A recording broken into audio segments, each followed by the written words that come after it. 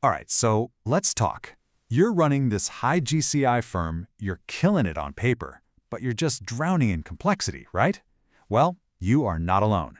Today, we're going to break down how the real key to scaling isn't what you do, it's what you stop doing. It's all about strategic exclusion. Oof, does that one hit a little too close to home? I bet it does. For so many leaders out there, this isn't some abstract quote. It's your life. It's the daily grind. You've built something amazing, for sure. But the irony is, the very thing that made you successful is now the source of all this chaos. And that chaos, it has a name. We call it the golden cage of complexity. And it's exactly what it sounds like. It's this place where you're making great money, everyone's busy, but underneath it all, the whole thing is incredibly fragile. It looks amazing on the outside, but on the inside, it's just a constant fire drill. Look, let's just be real here. What you've built isn't a scalable asset. It's a really high-paying job for yourself. Think about it. Every time some weird, off-the-wall deal lands on your desk, who has to figure it out? You do, right? That direct line between your manual labor and every single dollar that comes in, those are the golden bars of your cage. And what happens is every single time you say yes to one of those random deals, you're just cementing yourself as the single point of failure. Your team, they can't build a system around chaos. It's impossible. They can't create a smooth process when the pipeline is just a random grab bag of deals. So what do? They wait. They wait for you, and the whole machine just stops. This lack of discipline, it isn't free, not even close. It comes with this massive, hidden cost, a penalty that we call the fragility tax. It's exactly what it sounds like. It's the price you pay, day in and day out, for not having the discipline to say no. So you're basically operating in one of two states. On one hand, you've got leader manual labor. That's you, right now probably. The hero, the firefighter, solving every custom problem that comes up. Then, on the other side, you have systemic execution.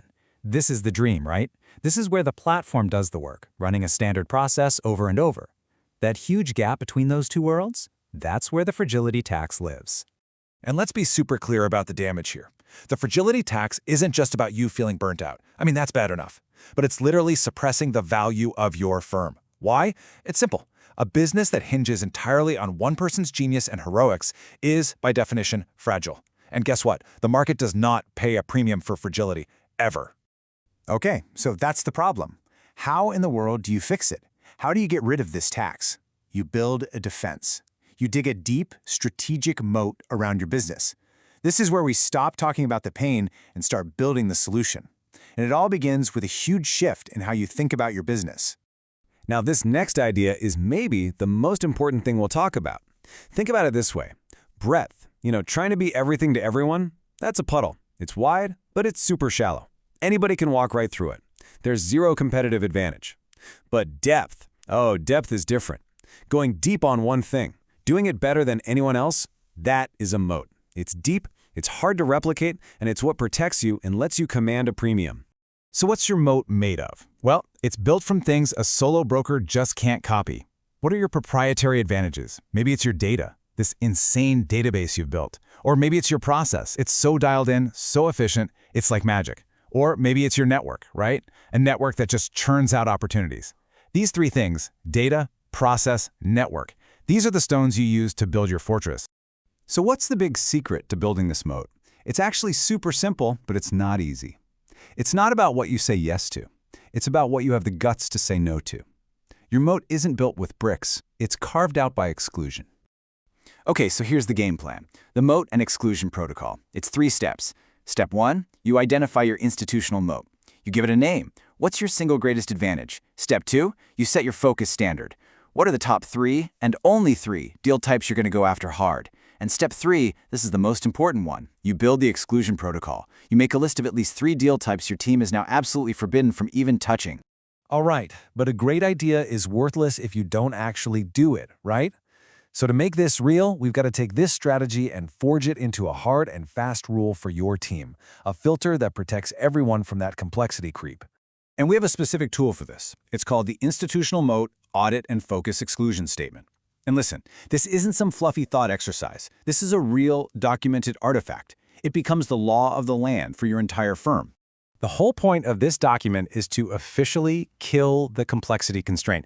It gives your team two things they desperately need: clarity and permission. Permission to say no, and that protects their bandwidth, it protects their sanity, and it lets them get laser-focused on creating an absolutely killer, repeatable process for the deals you actually want.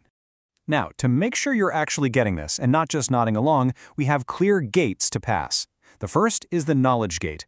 You have to be able to explain, in your own words, how being a generalist creates that fragility tax. Second, the implementation gate. You've got to complete the Moat audit artifact, and it will only pass if you've listed at least 3 specific things you're excluding. We're serious about this. No exceptions.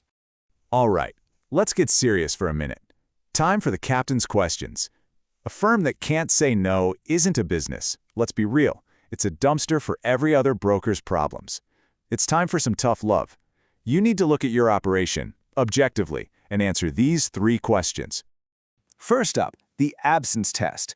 Imagine this: you're gone, totally unreachable for 30 days. No phone, no email, nothing. Does your team have clear enough rules to confidently say no to a distracting bad fit deal without you? Or would they just freeze, totally paralyzed, waiting for you to come back and give them permission? Second, the autonomy check. Just look at your team. Are they empowered?